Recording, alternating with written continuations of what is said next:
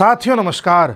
साथियों, ट्रंप अपने अड़ोसी पड़ोसियों को धमकी दे रहे हैं। ऐसी स्थिति में एक सवाल उठ रहा है, क्या चाइना भी इस तरह से ताइवान पर कब्जा कर लेगा? क्या चाइना के लिए सही मौका है? इसी बीच ट्रंप ने ग्रीनलैंड को और ज़्यादा धमकाना स्टार्ट कर दिया है कि हम ग्रीनलैंड लेने जा रहे हैं। डेनमार्क भी इस पर प्रतिक्रिया दे रहा है।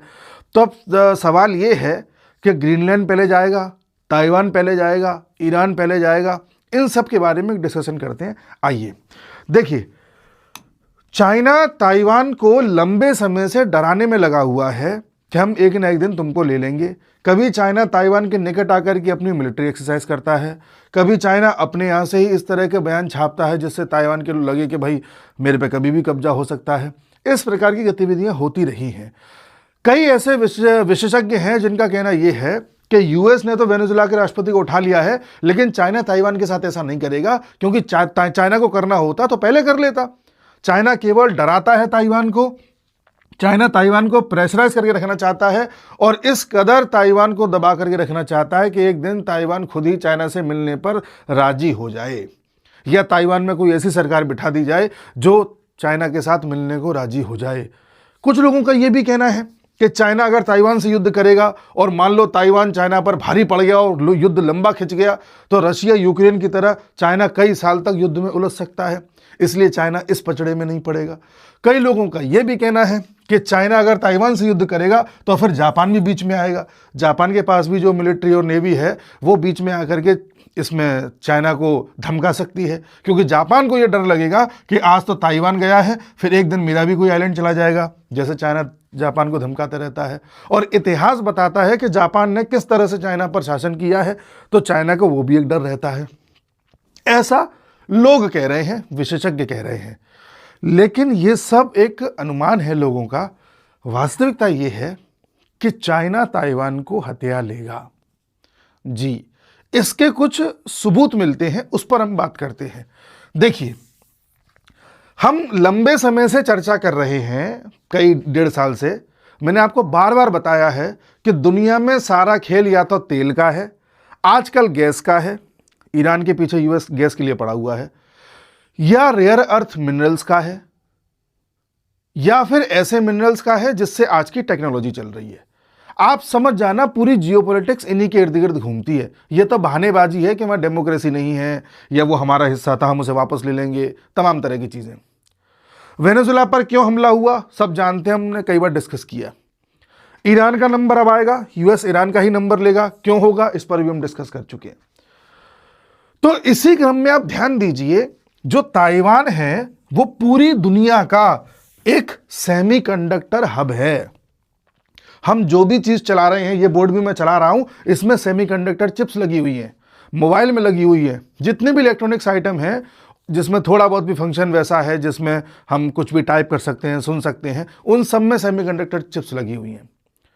ये चिप्स 80% तक ताइवान में बनती थीं। धीरे धीरे ताइवान से कंपनियां निकल रही हैं। पिछले 5 साल में तेजी से कंपनियां बाहर निकली हैं और अब ताइवान चिप्स बनाने के मामले में नंबर 1 अभी भी है, लेकिन 80% से 63% पर आ गया है और बची कुछ कंपनी भी जल्दी जल्दी निकल रही हैं। हैरानी की बात यह है कि जो कंपनीज निकल रही हैं वो या तो साउथ ईस्ट एशिया में जा रही हैं, या कुछ कंपनीज ऐसी भी हैं भारत में भी इंटरेस्टेड हैं, और कई कंपनीज ऐसी हैं जो सीधे यूएस जा रही हैं। क्यों? क्योंकि इन कंपनीज को यह पता है कि आज नहीं तो कल चाइना हथिया लेगा, और कंपनीज को यूएस ने भी हिदायत दी है कि तुम हमारे यहां प्लांट लगा लो, हम तुमको इंसेंटिव देंगे, इतना पैसा देंगे, उतना देंगे, या वहां लगा लो। मतलब यूएस ने पैसे के दम पर भी इन कंपनीज को प्रेरित किया है कि ताइवान से बाहर निकलो। अब जाहिर सी बात है, यूएस के पास इतना इंटेलिजेंस तो होगा कि चाइना क्या कर सकता है। फर्ज कीजिए यूएस इन कंपनीज को बाहर निकलने को ना कहता, या यही कंपनीज न निकलती, तो चाइना इनको हथिया लेता ताइवान को, फिर ये सारी कंपनी चाइना की हो जाती, और फिर चाइना अपनी कंपनीज से अपनी शर्तों पर काम कराता है। फिर यूएस के लिए बड़ा मुश्किल हो जाता है उन कंपनीज से अपना बेनिफिट ले पाना।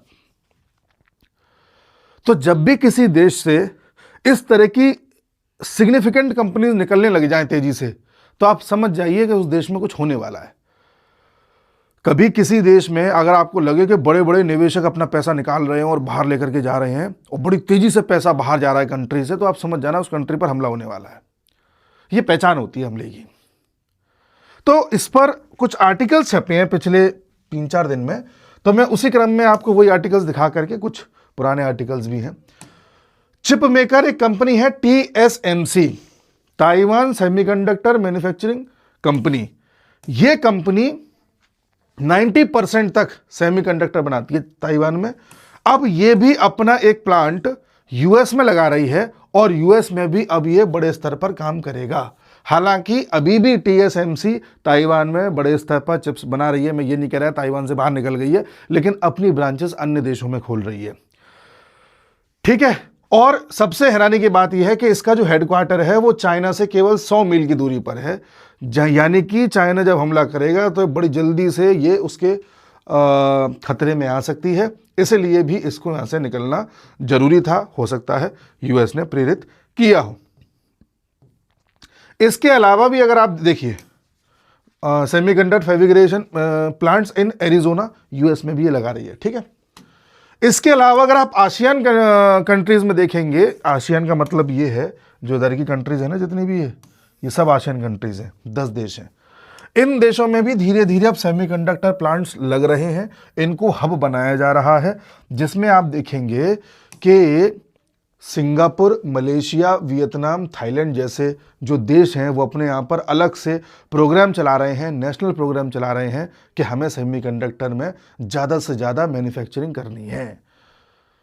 अब कौन करवा रहा होगा, कौन प्रेरित कर रहा होगा, किसको फ़ायदा लेना होगा, आप समझ सकते हैं। चाइना तो कहेगा नहीं कि आप जाके वियतनाम में लगाओ। ठीक है।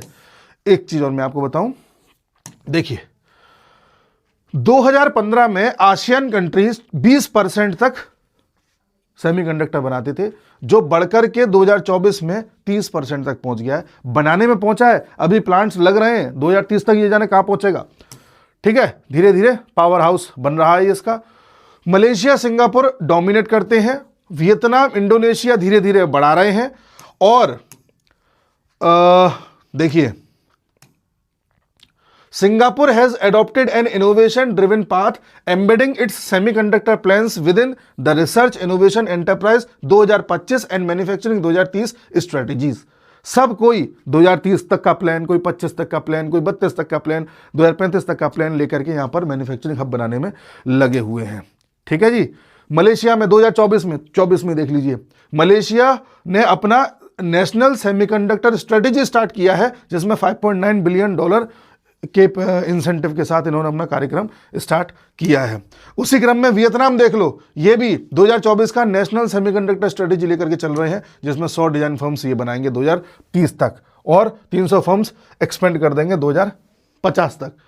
आप जनरली देखिए जो शिफ्टिंग हुई है तेजी से, ये 2022, 23, 24 के आसपास से हुई है और सबका टारगेट है कि अगले 7-8 साल में हमको जाइंट बनना है। तो एकदम से अभी क्यों हुई है? 2000 कोविड के बाद से पूरी दुनिया में एक बड़ा शिफ्ट आया है, या कहें कि रशिया यूक्रेन के वॉर के बाद से वहां से तय हो गया था जियोपॉलिटिक्स जाएगी कहां। और मैंने आपको पहले ही बताया है कि जियोपॉलिटिक्स में आज के 10 साल बाद क्या होना है, 20 साल बाद क्या होना है, 30 साल बाद क्या होना है, उसके प्लान्स आज ही तय कर दिए जाते हैं। कोई हैरानी नहीं होगी कि आज के 10 साल बाद हमको यह पता चल रहा हो कि ट्रंप आए नहीं थे, लाए गए थे रशियन इंटेलिजेंस द्वारा। यह किसी भी तरह से कुछ नहीं कहा जा सकता। ठीक है। थाईलैंड का बता दिया मैंने कि थाईलैंड भी अपने यहां पर इस तरह का national semiconductor and advanced electronic strategy चला रहा है। सब नेशनल लेवल पर चला रहे हैं। तो क्यों चला रहे हैं, अब आप समझ गए। ताइवान बचना नहीं है। एक इसी बात पर और देख लीजिए, सेमीकॉन 2025। जी हां, भारत भी पीछे नहीं है जी। अब भारत ने क्यों स्टार्ट किया, अब आप समझ रहे होंगे। भारत ने स्टार्ट किया और देखिए भारत ने 33 देशों से 50 से ज्यादा ग्लोबल CXOs, 350 एग्जीबिटर्स एंड 50 से ज्यादा विजनरी ग्लोबल स्पीकर्स को बुलाया था। सेमीकॉन इंडिया 2025 में दिल्ली में हुआ था। ठीक है। इसमें बस यही बात थी कि कैसे भी हमें अपने यहाँ पर सेमीकंडक्टर हब बनाना है आत्मनिर्भर भारत की तरफ, और 2030 तक इंडिया में जो चिप मार्केट है उसको $100 से $110 बिलियन डॉलर तक लेके जाना है, बिलियन डॉलर, ठीक है। और इंडिया ने या सरकार ने 76,000 करोड़ रुपए इसमें लगाए हैं, जिससे कि हम लोग मैन्युफैक्चरिंग, डिजाइन और इन सब में सेमीकंडक्टर को आगे बढ़ा सकें, ठीक है। एक चीज और देखिए, इसमें नहीं है वो, इसमें है आई थिंक, ये रहा। हमारे अश्विनी वैष्णव साहब अभी बयान दिए हैं, ये 2 जनवरी 2026 का है, 2 जनवरी 2026 का।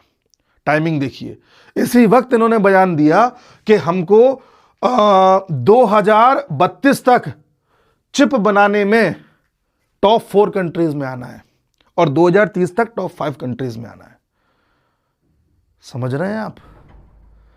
एक चीज और देखिए, मैंने लिस्ट निकाली कि दुनिया में ऐसे कौन से 10 देश हैं जो सबसे ज्यादा सेमीकंडक्टर बना रहे हैं। तो अलग अलग सोर्सेस पे अलग अलग रैंक मिल रही है, पर ले दे के हैं वही 10 देश, ठीक है। तो मैंने जो थोड़ा माना जा सकता है कि भाई ये कंपटीशन एग्जाम का प्लेटफॉर्म है, तो इसमें जो दिया है जहां तक है सही दिया होगा, ये मानते हुए मैं इस पर विश्वास कर रहा हूं। ताइवान सबसे ज्यादा चिप्स बनाता है, कहीं जगह पर चाइना दिया है दूसरे नंबर पर, कहीं जगह पर यूएस दिया हुआ, तो यूएस को मान लेते हैं। साउथ कोरिया है, चाइना है, जापान है। कई कंट्रीज ऐसी हैं जो कई कंपनीज ऐसी हैं जो ताइवान से निकल के जापान भी जा रही हैं। अगर चाइना जापान की लड़ाई होनी होती ना किसी भी पॉइंट पर, तो कंपनीज निकल के जापान नहीं जाती। तो जो लोग एक फेक थ्योरी चला रहे हैं कि जापान बीच में आ जाएगा, चाइना जापान का भी युद्ध हो सकता है, ये थ्योरी फेक है, इसमें कुछ नहीं हो सकता। कभी भी जियोपॉलिटिक्स का अध्ययन करना हो, मार्केट का अध्ययन करो। South Korea, China, Japan, Netherlands बड़ा इंपॉर्टेंट नेशन है, छोटा सा देश है यूरोप में, लेकिन चिप्स बनाने में बहुत आगे है। ये अगर रोक दे तो दुनिया के कई देशों में चिप्स की सप्लाई रुक जाएगी और पूरी दुनिया में सेमीकंडक्टर के दाम बढ़ जाएंगे। जर्मनी है, सिंगापुर है, भारत है, 10वें नंबर पे भारत है। कहीं कहीं 10वें नंबर पे भारत है भी नहीं, 11वें, 12वें, 14वें पे है। तो ले दे के आप ये मान के चलिए ये देश है। तो अब आप समझ रहे हैं कि किस लेवल पर हम दूर की सोच करके ये चल रहे हैं कि हमें सेमीकंडक्टर में क्यों आगे जाना है। एआई में देखिए आप, सैटेलाइट में देखिए, इन सब में आने वाले समय में रेयर अर्थ मिनरल्स का भी यूज होगा। तो भारत ने ऐसे देशों के साथ संधि की हुई है जहां पर रेयर अर्थ मिनरल्स पाए जाते हैं, वो एक अलग सब्जेक्ट है। मैं भी सेमीकंडक्टर चिप्स की बात कर रहा हूं, हालांकि एआई भी इन्हीं से चलता है, बट एआई ना भी हो तब भी ये तो बनी रही थी। आगे एक चीज और देखते हैं, वो ये कि चलो ठीक है, चाइना ने ताइवान पर हमला कर दिया, ताइवान को कब्जा लिया, कुछ कंपनीज निकल के कहीं और भाग रही हैं, पर भारत इतना ज्यादा एम्बिशियस कैसे है कि हम बना ही लेंगे 2030 तक इतनी चिप्स के टॉप 5 में आ जाएंगे और 2032 में टॉप 4 में आ जाएंगे। अब इसके पीछे एक थ्योरी और बताता हूं। आप जान रहे हैं कि चाइना ने हमारा अक्साई चीन, जो आज की डेट में वो कहता है, उसे ले रखा है, लद्दाख ले रखा है। लद्दाख चाइना बड़ी मुश्किल से छोड़ेगा, मतलब हमें अक्साई चीन लेने में पसीने छूट जाएंगे। आप ये समझ लीजिए, इतना आसान नहीं है। या तो हम बिल्कुल आर पार कर दें, बिल्कुल चाइना बिल्कुल खत्म ही कर दें, तभी उसे ले सकते हैं, या चाइना खुद ही टूट जाए, कमजोर हो जाए, तब ले सकते हैं। चाइना अक्साई चीन में इतना इंटरेस्टेड क्यों है? क्योंकि यहाँ लद्दाख में रेत पाई जाती है विशेष प्रकार की, उस रेत में सिलिकॉन निकाला जाता है और उस रेत के माध्यम से और ग्लेशियर्स के पिघले हुए पानी के माध्यम से सेमीकंडक्टर के वेफर्स बनाए जाते हैं, उससे चिप्स बनती हैं। तो चाइना को यहाँ की रेत में दिलचस्पी है और ये ऊपर ग्लेशियर जो पिघल के यहाँ पर लेक्स के जरिए शुद्ध पानी पहुंचता है, उसमें दिलचस्पी है। 10,000 लीटर शुद्ध पानी और रेत से एक 30 सेंटीमीटर का वेफर बनता है, सेमीकंडक्टर वेफर। वेफर यानी चिप्स। इसलिए चाइना के लिए ये भूमि इंपॉर्टेंट है। जवाहरलाल नेहरू ने ये बोला था, कह रहे चाइना ने अक्साई चीन ले लिया, कोई दिक्कत नहीं, वैसे ही बंजर भूमि थी, हमें क्या करना था। लेकिन चाइना ने क्यों लिया है वो चाइना जानता, आप देख लीजिए। इसमें मैं पहले भी चर्चा कर चुका हूं। आप कहोगे ठीक है, तो फिर ये चर्चा क्यों छेड़ी? इसलिए छेड़ी क्योंकि भारत के लद्दाख का एक पोर्शन, जम्मू कश्मीर का एक पोर्शन और कई सारे ग्लेशियर्स जहां से शुद्ध पानी निकलता है, जिस पानी के पीछे अभी लालची बना हुआ है चाइना, क्योंकि उसकी नदियां तो गंदी हो चुकी हैं। तो जिन ग्लेशियर्स का पानी चाइना को चाहिए, वो ग्लेशियर्स कई ऐसे हैं जो अभी पीओके में स्थित हैं। आने वाले समय में भारत इस पीओके को लेने वाला है। पीओके लेते ही हमको लद्दाख का वो पोर्शन भी मिल जाएगा, कुछ जम्मू कश्मीर का भी मिल जाएगा, और वो सारे ग्लेशियर्स पर हमारा अधिकार हो जाएगा जो भी पीओके में आते हैं। तो हमें एक बड़ा सोर्स ऐसा मिलने वाला है जिसके माध्यम से हम ये सेमीकंडक्टर चिप्स बनाने के कार्यक्रम को और तेज कर सकते हैं। इसलिए भारत ने इतने एम्बिशियस प्लान्स बनाए हैं। अब आप समझ गए। अब आप कहोगे पीओके भारत लेगा तो फिर यूएस नहीं आ जाएगा पाकिस्तान की तरफ से? नहीं आएगा, नहीं आएगा। यूएस ने अपने लिए रायता फैला तो लिया इतना। कोलंबिया का राष्ट्राध्यक्ष धमकी दे रहा है यूएस को कि मैं खड़ा हुआ हूं, यहां पे आ जाओ यूएस मुझे लेने के लिए, दम है तो। कोलंबिया का खड़े होकर के। डेनमार्क, देखिए जो डेनमार्क है अपने आप में देश है, यहां की पीएम इस देश को चला रही हैं। हालांकि ग्रीनलैंड पर, अच्छा ये आपको बहुत बड़ा आइलैंड दिखाई दे रहा होगा लेकिन बहुत छोटा सा है, वो गोलाई की वजह से बड़ा दिखता है। ये जो ग्रीनलैंड नाम का जो आइलैंड है ये है डेनमार्क के कब्जे में। ये ऑटोनोमस रीजन है, यहां का भी अपना एक अलग प्राइम मिनिस्टर होता है। यूएस कह रहा है कि साहब हम डेनमार्क को ले लेंगे, बार बार धमका रहा है। ग्रीनलैंड को ले लेंगे। डेनमार्क की पीएम ने कहा है कि यूएस ने अगर ग्रीनलैंड के बारे में ऐसा सोचा तो नेटो खत्म हो जाएगा। अब इसके बाद दो ही चीजें हो सकती हैं, या तो यूएस इसके बारे में सोचेगा, इस पर कब्जा करने के लिए जाएगा फोर्स लेके, तो नेटो कमजोर हो जाएगा, जाहिर सी बात है। अब ट्रंप कह भी चुके हैं कि भाई मुझे नेटो में ज्यादा दिलचस्पी है नहीं, क्योंकि ज्यादा फंड यूएस को देना पड़ता है। और दूसरी बात यह है कि अगर मान लो ये नहीं गया यहां पर, तो टेंशन तो उसने कर ही दी। एक किसी दूसरे की भूमि को बार बार आप अपना बताते हो, तो एक टेंशन तुमने यहां पाल ली, एक टेंशन तुमने ये कोलंबिया में पाल ली। वेनेजुएला में कह रहे हैं कि हम जाके तेल के कुएं से तेल निकालेंगे, क्या वहां की जनता या वहां की लोकल एडमिनिस्ट्रेशन निकालने देगा? इतना आसान है कि यूएस की कंपनी जाके तेल निकाल लेंगी? यहां पर एक फिर से गृह युद्ध जैसे हालात बनेंगे, जैसा वियतनाम में फंस गया था यूएस, जैसा अफगानिस्तान में फंस गया था, इस तरह से यहां भी फंस सकता है। तो अभी यूएस के लिए यह भी एक चैलेंजिंग ग्राउंड है। कुछ लोग ये कह रहे हैं कि यूएस ने इन दोनों पर इसलिए या इन दोनों को धमकी इस तरह से इसलिए दी है क्योंकि यूएस ब्राजील को निपटाना चाहता है, ब्राजील के पीछे ही पड़ा है। अब पड़ा है नहीं पड़ा है, लेकिन हाँ ब्राजील के जो राष्ट्राध्यक्ष हैं उससे भी ट्रंप पंगा ले चुके हैं। मैक्सिको को लगातार धमका ही रहे हैं, क्यूबा को धमका ही रहे हैं, ठीक है। इधर ग्रीनलैंड के पीछे पड़े हैं, कनाडा को बार बार कहते हैं कि हम तुम्हें अपना 51वां राज्य बना लेंगे। तो यूएस अपने अड़ोस पड़ोस में इतना रायता फैला लेगा कि वो इसी में उलझा रहेगा। उस पर अब इतनी फुर्सत नहीं बचेगी कि दुनिया के जगह जगह पे जा करके कब्जा कर सके या दूसरों के जो है मसलों में जाकर के टांग अड़ा सके। तो जिस तरह से भारत फंसा रहता था पहले पाकिस्तान, चाइना और अब बांग्लादेश के मसले में, उस तरह से अब यूएस फंसने वाला है। और किसी भी देश की प्रोग्रेस रोकनी हो तो उसके अड़ोस पड़ोस में आग लगा दो, वो उसी में उलझा रहेगा।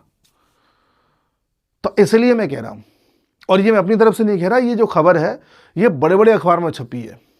द हिंदू में छपी थी एक बार, उसमें इंडियन एक्सप्रेस में भी आर्टिकल्स इस तरह के आए हैं। बड़े बड़े एनालिस्ट का मानना ऐसा है। तो अभी जो कहानी निकल के आएगी वो ये कि यूएस उलझेगा इन सब चीजों में, चाइना ताइवान की ओर जाएगा, भारत पीओके की ओर जाएगा। ये सब इसलिए पता चल पा रहा है क्योंकि सेमीकंडक्टर को लेकर के जो तेजी से डिसीजंस लिए जा रहे हैं, ये जिस तरह से कंपनी स्विच कर रही है इधर से उधर, उधर से इधर, उससे ही आंकलन लगाया जा रहा है। हाँ, ग्रीनलैंड का एक बार और बता देता हूं मैं। ग्रीनलैंड का एक मसला और है, वो ये कि ऊपर आर्कटिक सर्कल है। देखिए ये पूरा, यहां से पूरा ये आर्कटिक सर्कल है, ऐसे करके गोला बन जाता है पूरा, है ना। इसी में ग्रीनलैंड आता है, तो उसको ऊपर से लिया गया है फोटो, तो वो मैं दिखा रहा हूं। इस पूरे आर्कटिक रीजन में कई देशों को दिलचस्पी है। इस क्षेत्र में minerals, rare earth minerals, petroleum, gas, न जाने कितने ऐसे खनिजों के भंडार हैं जिस पर रशिया की भी नज़र है, यूएस की भी नज़र है, यूरोप की भी नज़र है, चाइना की भी नज़र है, और यहां तक भारत भी इस बारे में कुछ कुछ सोच रहा है। इनकी मीटिंग्स में जा चुका है भारत। पर यूएस और रशिया की तो बहुत बुरी नज़र है। अब आप एक चीज़ पर गौर करिए, यूएस इस अलास्का में है, ये यूएस का ही है। चलो कनाडा है इधर, इधर मान लो ग्रीनलैंड पर यूएस आ जाता है या कब्जा कर लेता है या फोर्स भेज देता है अपनी, तो ये भी फिर यूएस हो गया, ठीक है। उसके बाद ये बचे छोटे मोटे देश जिनकी कोई ज़्यादा औकात नहीं है, फिर ये पूरा रशिया है। रशिया कभी नहीं चाहेगा कि इस गोले में यूएस का प्रभाव ज़्यादा बढ़ जाए, क्योंकि यूएस अगर यहां भी आ गया तो फिर यूएस कहेगा कि इस पूरे क्षेत्र पर मैं ही अपना खनन करूंगा पानी के अंदर, ठीक है, इधर वो अपना करेगा ही, तो फिर रशिया का जो डोमिनेंस है वो कम होता हुआ नजर आएगा रशिया को। इसलिए कहीं ना कहीं मुझे ऐसा लगता है कि रशिया ने और यूएस ने एक डील की हुई है कि यूएस तुम ग्रीनलैंड का बार बार नाम जरूर लेना, पर यहां पर अपनी प्रेजेंस या अपनी फोर्स मत भेजना। तुम अलास्का में जो करना है कर लो, तुमको अपने बाकी देश में करना है कर लो, यहां फोर्स मत भेजना। मुझे ऐसा लगता है कि रशिया यूएस में से डील हुई है। यहां डेनमार्क, ऐसा मुझे लग रहा है कि यूएस बार बार ग्रीनलैंड ग्रीनलैंड कर करके डेनमार्क को इतना ज्यादा दबा देगा कि फिर डेनमार्क से डील करने आएगा कि डेनमार्क कल को तुम्हें यहां से जो भी खनिज मिले उसका इतना % हमें दे देना, ठीक है, हम उस पर कब्जा नहीं कर रहे। ऐसा कुछ कर सकता है, पर यहां वो अपनी फोर्स भेजेगा, इसके चांसेस कम लग रहे हैं।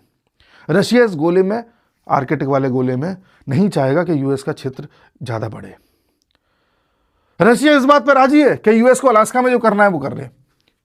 अलास्का पर इनकी सहमति है, और शायद यही एक रीजन हो सकता है कि जिसकी वजह से पुतिन ने ट्रंप के साथ जो मुलाकात करी वो अलास्का में करी थी कि ठीक है, हम दोनों अलास्का पर सेटल होते हैं, इससे ज्यादा ना तुम ना हम। रशिया का तो क्या, रशिया का अपना इतना बड़ा क्षेत्रों से क्या ही करना है, ये ऐसा मुझे लगता है, ठीक है। बाकी देखो, इन्होंने कहा है इफ यूएस हम पर अटैक करता है डेनमार्क के ग्रीनलैंड पर तो नेटो का अंत है। इसको लेकर के भी बातचीत भी हो रही है, ठीक है। यहां पर आर्कटिक में the race for the Arctic critical minerals is heating up. ये कब का आर्टिकल है? नवंबर 20, 2025 का, यानी अभी 1-1.5 महीने से आर्कटिक सर्कल की बात भी हीटअप पे है, जब से ग्रीनलैंड की चर्चा हुई है। तो साहब मसला ऐसा है, मुझे उम्मीद है मैं समझा पा रहा हूँगा कि किस तरह से minerals, semiconductor chips, rare earth minerals, कहीं पर गोल्ड, ऑयल, गैस मैटर करते हैं कि जियोपॉलिटिक्स कैसे सेट होगी। ये कहानी है। खैर, मिलते हैं अगले वीडियो में, तब तक के लिए नमस्कार।